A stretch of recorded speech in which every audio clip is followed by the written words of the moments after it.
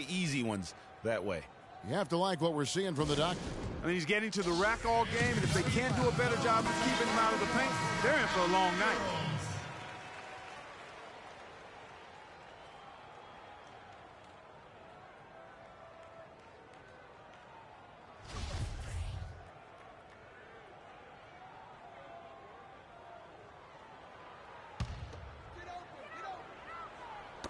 Knocked loose, and that one goes out of bounds.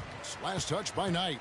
And really no choice but to lunge for that pass to make sure it didn't get through. Yeah, and that was important. Probably would have been a quick 2 points if he doesn't get a hand on it and knock it out of bounds. Now, here is Irving. Here's Love. Oh, that's blocked. Thus far, they haven't gotten the ball inside at all. Yep, I've got to give the defense credit here. Cutting off driving lanes and really making them a jump shooting team. Here's Mack. 11-point game. Glenn, a screen. They double him with Irving. 4 on the shot clock. Knight for 3. Another 3 for Phoenix. They're getting a bunch of their points outside of the paint. 3 of their last 5 buckets are from three-point range. The defense is just not closing out quick enough. Well, T.J. Warren had a very interesting start to his NBA career. Spent most of the first half in the D-League. In the second half, Clark, he finally got some minutes and really provided a spark. You know, he doesn't have great range on his jumper right now, and he's not an elite ball handler, but he's one of the best cutters in the game. Moves well without the ball, so I think his future is bright nonetheless. Here's Mack following the basket by Kyrie Irving. That's in, coming off the assist from Thompson. That's 7 points for Kyrie Irving. And he is really in a zone right now, playing and scoring with confidence. Here's Mack. He's got 17.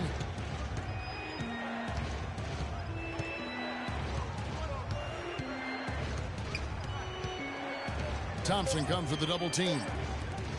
Knight, that's a 2-pointer, and it's Phoenix scoring again. And talking about TJ, guys, he put up a few interesting numbers towards the end of last season. Shot 64% from the field in March. Had 18 points in one game, 17 in another. The last game of the year, he chips in with 6 assists. So now it's up to him to put it all together on a more consistent basis. They've been hot here early, dropping them in left and right. Rolling, rolling, rolling. We'll see how long they can keep it going. And here's Irving. Fires from deep. Domination in the first quarter. It's been pretty lopsided. Suns lead by 14.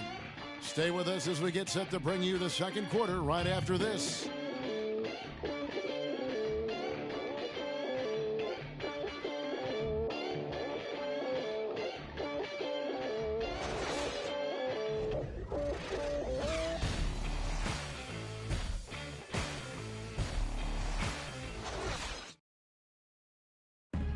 We caught up with Kyrie Irving earlier, and he talked a little bit about expectations for himself and his teammates.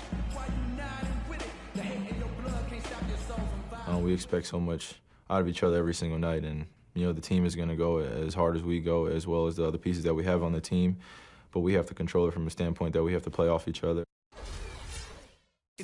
Kyrie reminding us that it's not just the expectations of the fans and the media he and LeBron deal with, but also, in part perhaps the most demanding of all, are the expectations they've got for each other. Yeah, that's a great point. I mean, two guys who expect so much of themselves to start with, who naturally have a vision of how great the other guy should be. I mean, they're constantly trying to manage expectations while still demanding the best from each other. And that's a lot of fun to watch. Matthew. And welcome back. It's been all one-sided so far through the first quarter as our second quarter gets underway. And for the Suns, this has been the game they wanted to have. Not sure you can play any better offensively. Very few bumps in the road so far. It's been an easy ride for him. Filling out the wings, it's Shumpert and LeBron. Osgood is out there with Channing Frye. And it's Dellavedova in at the 1 spot. That's the 5 for Cleveland right now. That's his first personal foul. You know, Channing Frye signed a 4-year, $32 million contract in 2014. And in the very first leg of that contract, promptly had his worst season in 5 years. In fact, he even lost his starting job along the way. And he makes the first. We're talking about Channing Frye last year. The three-point shot still there for the second straight season, Greg. He hit the second most threes among power forwards again, landing in back of Kevin Love. Yeah, and offensively fine, but that defense, Kevin, was not there. And Frye was neither quick enough or aggressive enough to stop anyone. And you know he has the talent. It's up to him. He's got to dig a little deeper if he really wants to realize his potential. Here's Mack, 19 points in the game. And he takes that one up and powers it through. The windmill finish. Now that's nasty. How do you do? Finishes the play, utter disregard for his own safety. And his teammates still shaking their heads. You know what? He must have told them to be on the lookout for something special. And so here's Cleveland after the Suns pick up 2. 6 to shoot. Here's Mozgov. And it's good. Assisting on the play was Dellavedova. And that's his strong suit.